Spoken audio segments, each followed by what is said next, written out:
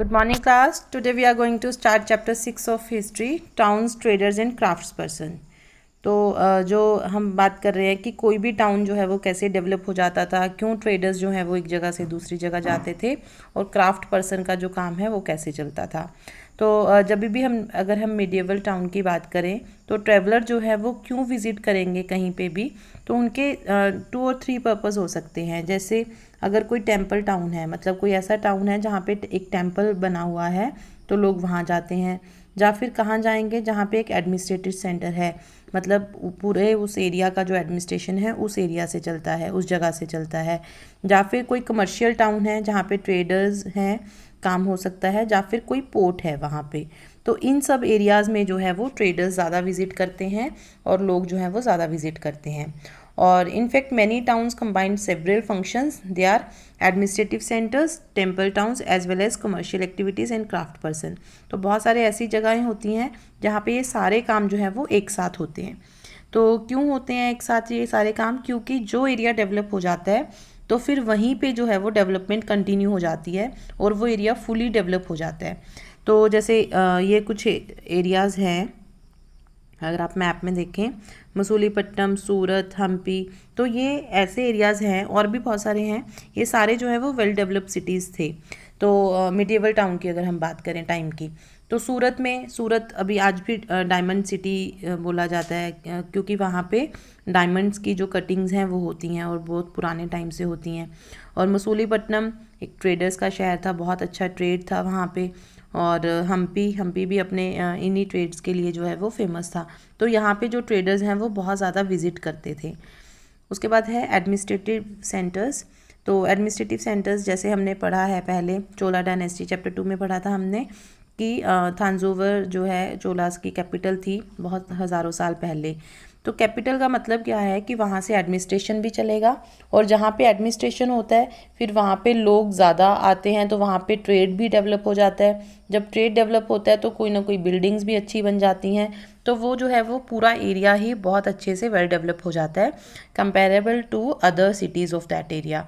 तो वहाँ की जो टेरिटरी है, वहाँ के दूसरे सिटीज़ के कंपैरिजन में एडमिनिस्ट्रेटिव सिटी जो है वो ज़्यादा डेवलप हो जाती है। The perennial river Kaveri flows near this beautiful town. तो इस टाउन के आसपास जो है वो कावेरी रिवर फ्लो करती थी। One hears the bells of the Raja Rajeshwar temple build by the king Raja Raj Chola. हमने पढ़ा था ये कि राज राजेश्वर टेम्पल जो है वो किंग राजा राज ने चोला ने बनाया था और उनकी बेल्स सुनाई देती थी। The town peoples are all praise for its architect. जो इसका आर्किटेक्ट था, जो लोग थे उसकी बहुत ज़्यादा तारीफ़ करते थे। तो कौन था ये? कुंजरमल्ला राजा राज पेंचुछनम, ठीक है, पेरून चनन, जो भी इसको प्रोनाउंस करते हैं। Who was proudly carved his name on the temple wall. तो जिसने कि अपना नाम जो है वो किंग ने अपना नाम जो है वो इस वॉल पे जो खुदवाया था, और इसके अंदर जो है एक बहुत बड़ा शिवलिंग था। तो ऐसे ही जो है कोई भी जगह जो है वो बहुत सुंदर या फिर बहुत डेवलप हो जाती है अगर वहाँ पे कोई भी एक अच्छी चीज़ बन जाती है।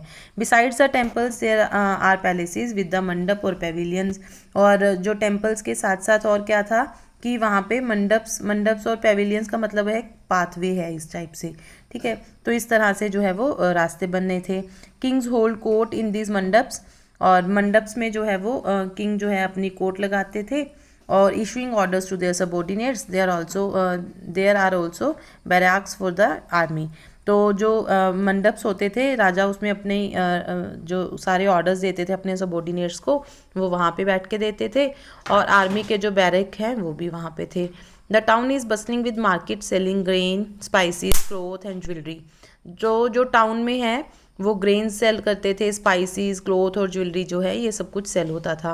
तो जैसे ही कोई भी एरिया डेवलप होता है वहाँ लोग रहने लग जाते हैं। जब लोग रहते हैं तो उनकी नीड्स होती हैं हर चीज़ को ख़रीदने की, तो फिर वहाँ पे मार्केट भी इस्टेब्लिश हो जाती है। जब मार्केट है, किसी चीज़ की डिमांड है, तो उसको बेचने वाले बनाने वाले भी वहीं पे सेटल हो जाएंगे। तो इस तरह से एक के साथ दूसरी चीज़ जो है वो कनेक्टेड है और चेन वाइज जो है वो हर चीज़ इस्टेब्लिश्ड और डेवलप होती जाती है। Water supply for the town comes from wells and tanks. तो जो उस शहर के लिए जो सारी वाटर सप्लाई थी वो वेल्स एंड टैंक से आ जाती थी। The Saliya weavers of Thanjavur are nearby town of the Uraiyur are busy producing cloths for flag to be use in temple festival. तो जो भी टेम्पल में फेस्टिवल होता था उसमें जो फ्लैग्स यूज़ होते थे, तो उनके जो आसपास के गाँव के लोग थे वो वहाँ पे कॉटन क्लोथ या फिर क्लोथ बनाने में बिजी थे, जो कि फ्लैग्स में यूज़ होना था।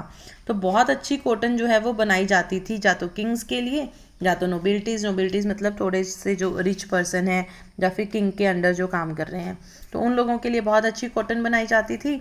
और जो कोर्स कॉटन मतलब थोड़ी हल्की क्वालिटी जो है वो आम लोगों के लिए बनाई जाती थी। तो some distance away at Swami Malai the sthapatis and the sculptures are making bronze idols and tall ornaments bell metal lamps.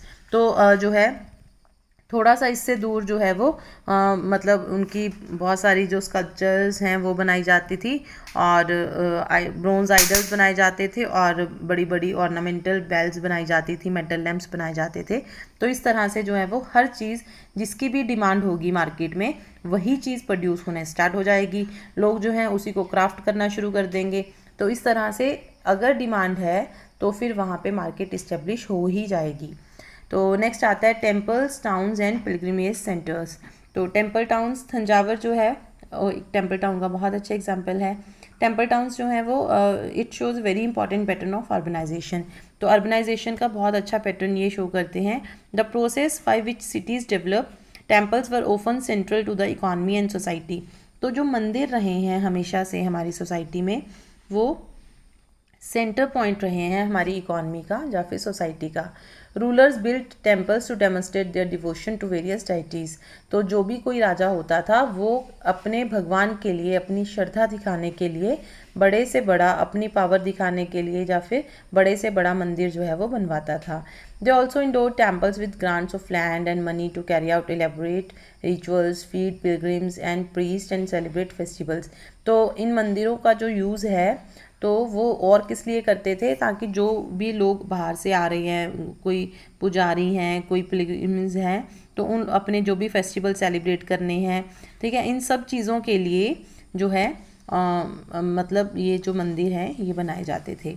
Pilgrims who flock to the temples also made donations. तो जो भी पिलग्रिम्स आते थे, टूरिस्ट वगैरह जब घूमने लोग आते थे, वो इन मंदिरों को जो है वो दान भी देते थे, डोनेशंस भी देते थे। लोग बहुत सारी लैंड डोनेट कर जाते थे किसी भी मंदिर के नाम पे, या फिर पैसा डोनेट करते थे, या फिर फूड ग्रेन्स एक्सेट्रा कुछ भी। तो कहीं ना कहीं किंग जो है वो अपनी पावर भी दिखाता था मंदिर के थ्रू, अपनी श्रद्धा भी दिखाता था अपने भगवान के लिए, और एक पॉइंट ऑफ अट्रैक्शन भी हो जाता था बाहर के लोगों के लिए, और कहीं ना कहीं एक डोनेशन का भी बड़ा सोर्स था। तो ये सब फ़ायदे होते थे एक मंदिर बनाने में एक राजा को।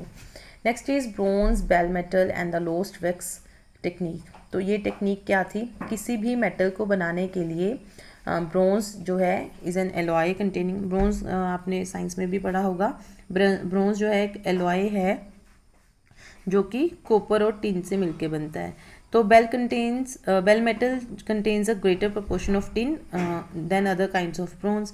तो इसमें टिन का जो कंटेंट है वो ज़्यादा होता है, तो इसलिए बेल लाइक साउंड जो है वो प्रोड्यूस होती है। तो Chola bronze statues were made using the lost wax technique. तो चोला के जो स्टेच्यूज थे ब्रोंज वाले वो लोस्ट वैक्स टेक्निक्स के साथ यूज बनते थे। तो क्या थी ये technique, first an image was made of wax, क्योंकि वैक्स एक सॉफ्ट है तो वैक्स से स्टेचू बनाना इजी था। तो सबसे पहले वैक्स के साथ जो है वो स्टेचू को बनाया जाता था। This was covered with clay and allowed to dry.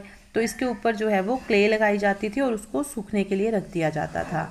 Next, जब वो क्ले बिल्कुल सूख गई है, वो मिट्टी एकदम सूख गई है, तो उसके बाद उसमें एक छेद करके एक छोटा सा होल करके उसको हीट किया जाता था।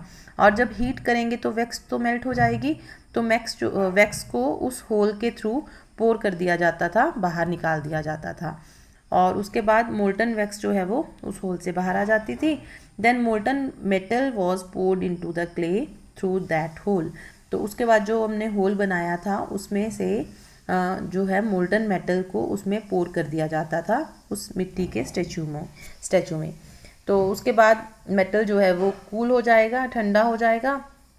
Then the clay cover was carefully removed, और उसके बाद जो है वो क्ले को उसमें से केयरफुली रिमूव कर दिया जाता था। And the image was cleaned and polished, उसके बाद उसकी क्लीनिंग और पॉलिशिंग होती थी। तो इस तरह से लोस्ट वैक्स टेक्निक के साथ जो है वो वेरियस स्टेचूज़ जो है वो बनाए जाते थे। और टेम्पल अथॉरिटीज़,